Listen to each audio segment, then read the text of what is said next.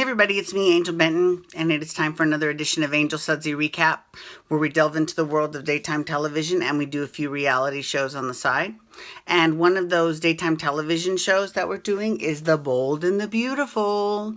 Now, this past week, The Bold and the Beautiful got so good. Okay, so now I love that Caroline's back. Now, granted, I don't like that she's after Thomas, but I do love her and I'm glad that she's back. But, and she's throwing a whole wrench into the whole Thomas and Sally relationship, right? Well, Liam found out, first of all, that Caroline isn't sick. And then he found out that his father basically lied to Thomas to get him to go away with Caroline. And Caroline's going along with it. And then he finds out that the Spectra Fashions building burned to the ground. And his father was the reason why. And he's pissed, right?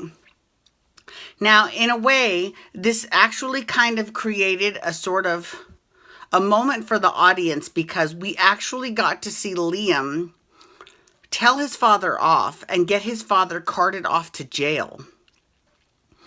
And it was great, too. Not only was it a really good scene for Scott Clifton, where he actually got to unleash everything onto, his father, but it was also a really good scene for Pearson Faudet, who plays Thomas Forrester, because Thomas also, not only did he yell at Bill, but he also yelled at Caroline, too. It was a lot of payoff for the audience. We were so excited. But then we find out it was just a dream sequence or, a vision from Liam. It didn't actually happen. That kind of pisses me off a little bit. I'm not going to lie. Because I was totally invested. I was all in. I was happy everyone was getting their endings, and I've never been a big Liam fan. Don't get me wrong, right? I've always thought he was kind of hippy dippy trippy and he always falls for the wrong people. But in this instance, because he's choosing to not say something, like he's choosing to not go ahead and confront Bill with this with the truth, because Bill has admitted it to Liam, or go to the police or do something about it, he's kind of just as bad as Bill Spencer. Actually, to be honest with you. And that was kind of like the whole theme of this whole vision was that, he is not Bill and he has a moral compass and he is better than Bill. But he's kind of proving that he really isn't. You know what I mean? Because he says because I've got power over my father. You've got power. Okay. You sound just like your father, right? So that Spencer blood runs deep.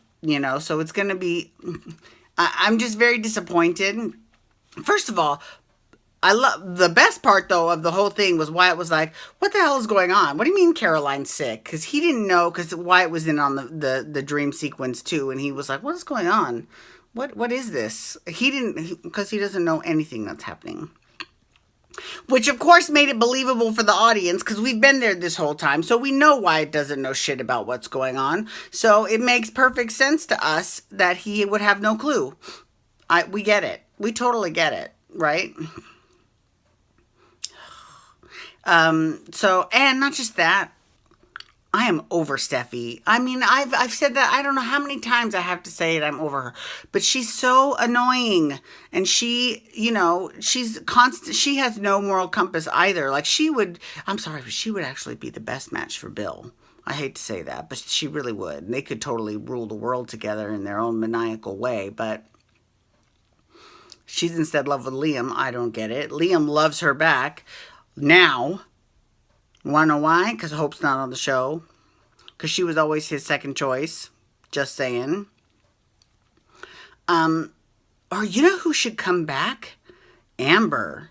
Amber should come back to the show. I know that. So let's before we go into that, let's talk about Taylor, Steffi's mom, just for a quick second.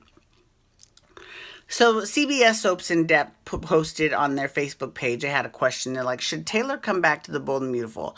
Personally, for storyline purposes, I think she should come back. I really do. I think that she is needed in a lot of the stories, right? But the actress that plays Taylor, Hunter Tylo, has said she does not want to come back to the show.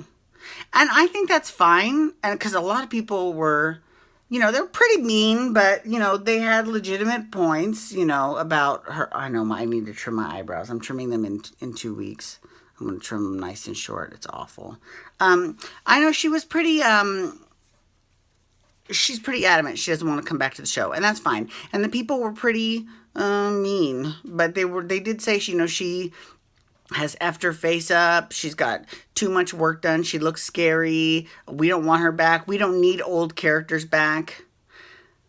It's bad enough you've got Sheila back. We'll get to that in a second. I think that's fine, but I think now's the time to recast. I mean, if you can recast Ridge, who has been with the show since the very beginning, right? And we have to put up with it. We can put up with the recast of Taylor, who only joined the show, what was it? I don't know. Not after Caroline died. So, I mean, you know who I think would be really good Taylor? Noelle Beck. Now, if you don't know who Noelle Beck is, she played Trisha on Loving way back in the day. And I think she was on like As the World Turns or something after that. But then she's done a lot of stuff since then, like episodic television and independent films and things like that. And I think that she'd be a really good Taylor. So Bradley Bell, if you're out there watching, just call her in for an audition. I mean, I don't know. Who knows what might happen, but I'm just saying she'd be a really good replacement for Taylor. Okay, so let's get back to this whole Sheila gripe. So people are all upset that Sheila's back. What? Are you crazy? I'm thrilled that Sheila is back. She is incredible, and she is really shaking up that storyline. It is incredible. First of all, Charlie's got to be thrilled that Sheila's back, or actually Dick Christie, who plays Charlie, because he gets so much more to do on screen now than he did when he was just, Pam's security guard, right? But now he's kind of got this dirty little secret in terms of Ridge and Quinn's affair, and and Sheila is blackmailing him, basically. So they have lots of scenes together. And it's really good. Like, so this past week, Sheila had Ridge and Quinn had Charlie lock them in the elevator, and they got stuck. And she was convinced they were going to kiss, and they never ended up kissing. Because, thank goodness, because Quinn is, she's made her mistakes, but I'm glad that she sees that she is devoted to Eric, and Eric is where it's at. So, kudos to you, Quinn. I think that's fine, but it does kind of leave Ridge sort of out there without anyone. Maybe they'll hook Ridge up with Sheila. That would be interesting, right? Of course, Eric would not have that. Can you imagine if Ridge hooked up with Sheila? Then that means that would be yet another woman that Ridge hooked up with, that his father hooked up with first. And every single time we get these and they might be doing this on purpose, so that's fine. I'm just saying, every single time we hear from Sheila, I'm not done with you yet. It makes me think, is she leaving? And if she does leave, is she going back to Genoa City, Wisconsin? Because Lauren obviously would have a lot to say. Scotty would probably have a lot to say. And that would be a good storyline for Young and the Restless, too. So I think having Sheila back, and Phyllis would probably have a lot to say. So I think having Sheila back in town is amazing. I think it's incredible. So we'll definitely see what's going on with that. You know what I'm saying? I think it's great. I don't care what anybody says. I'm thrilled that Sheila is back on the show. Okay, so let me tell you a funny story that John McCook told. I might have already told this story. So if I did, I apologize. But he was driving and he pulled over in this one parking spot, like on the side of the road. And this bus pulls next to him. It's like an MTA city bus. And he's like, and she honks her horn, and he looks over at her, and he's like, "Oh God, did I park in her spot?" And he says he didn't. And then she mentions to him to roll down his window. So he rolls down the window, and she says, "Sheila's back." And he just starts laughing, and he's like, "Yeah, she is, right?" And she goes, You've been warned. And then she drives off. I'm sorry. That is fierce. That is fierce. I love that story. So he told that at the Bold and Beautiful lunch, and I thought it was so hilarious. Okay, anyways, thank you so much for logging on today. I do appreciate it. Please feel free to follow me on Twitter and Instagram at Angel Benton. You can hashtag Bold and Beautiful to talk about the Bold and Beautiful, or you can hashtag Below Deck to talk about Below Deck. I'll be doing that tonight. Okay, thanks for everyone having a great day. And you can also hit that subscribe button on my YouTube channel to get my YouTube videos sent to your inbox every single day.